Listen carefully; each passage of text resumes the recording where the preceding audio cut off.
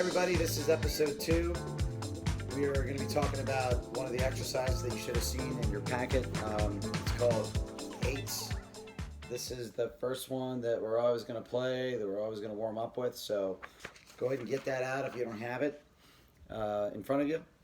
This exercise is basic 8th notes, and it's starting to explore one of the ways that you're going to hit the drum, which is called a legato stroke. I will teach a couple of different types of strokes. One's a legato, where the stick bounces up. The other one's a downstroke, where it stops.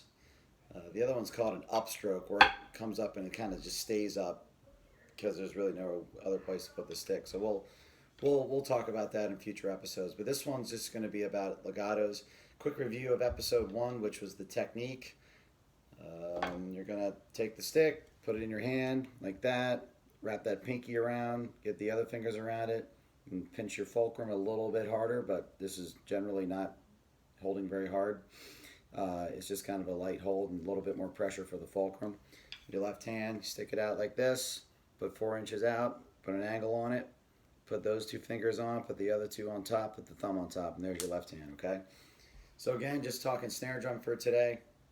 I'm going to start off by exploring this legato stroke. So remember, we're going to put our beads in the middle of the drum. We're at a 45-degree angle, and we're going to put a little bit of angle on there. So I'm going to turn this way. So I want the camera to be able to see as if I'm playing in a mirror and as if you're playing in a mirror. Hopefully everyone has a mirror, but you want to look at this stroke. You want it to go straight up and down. So my fingers are staying wrapped around the stick. I'm turning my wrists. I don't want to see any of that. Okay, that's not a stroke. That's nothing. We don't want that. Okay, so you have your fingers wrapped around the stick, and you're just letting the stick bounce up. So let's play a couple of 8th notes.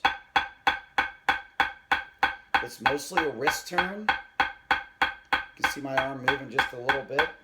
I'm not intentionally trying to move my arm. My arm's just moving because my wrist happens to be connected to it. And it's really hard to isolate one part of your body from another, especially when they're connected directly together, okay?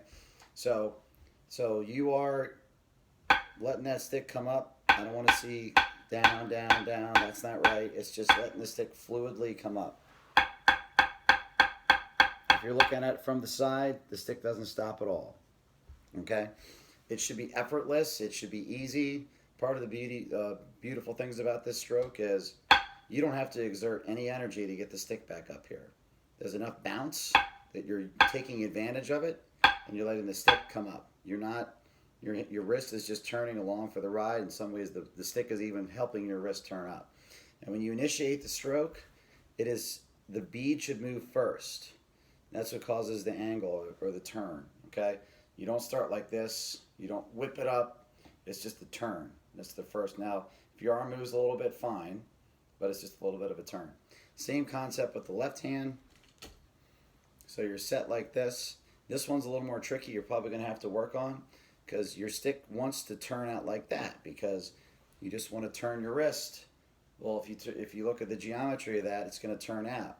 So there has to be a little bit of help to get the stick to go straight up. If you play like that, you're not going to have any power. It's not going to look good. Not going to look like anybody else. Okay? So this one's a little harder. You can see the stick kind of trying to find home. But it's just a wrist turn with a little bit of help. And the arm is moving a little bit here. Otherwise, it goes out to the side. So you might have to play around with that to get that right. All right, so the 8s exercise, okay? All, like I said, legatos. If you look at that, there are 8 rights, 8 lefts, and then 16 rights. And then 8 lefts, 8 rights, and then 16 lefts. And then you repeat that whole thing and you're done. So this is the first time I'm going to show basically a tap off. Anytime that we're starting an exercise for the first time, you're going to hear this.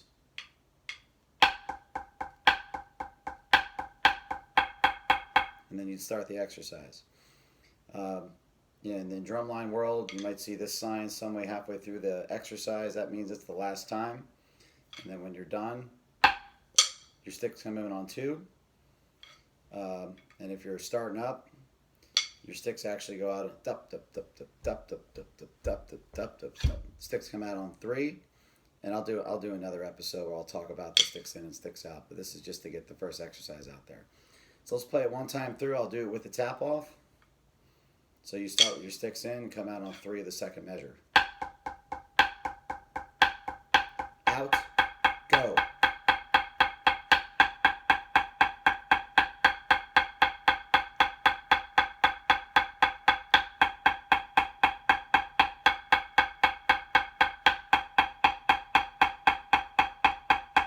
Repeat.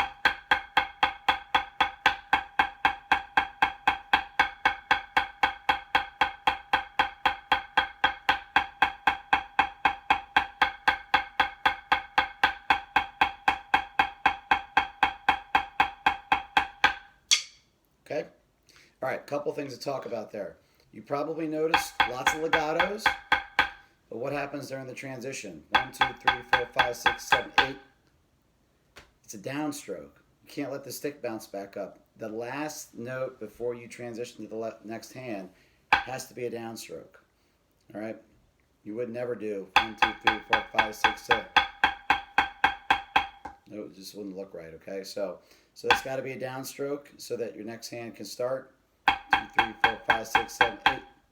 And that's a downstroke again, okay? Idea behind a downstroke is all you're doing is not turning your wrist up to let the rebound happen.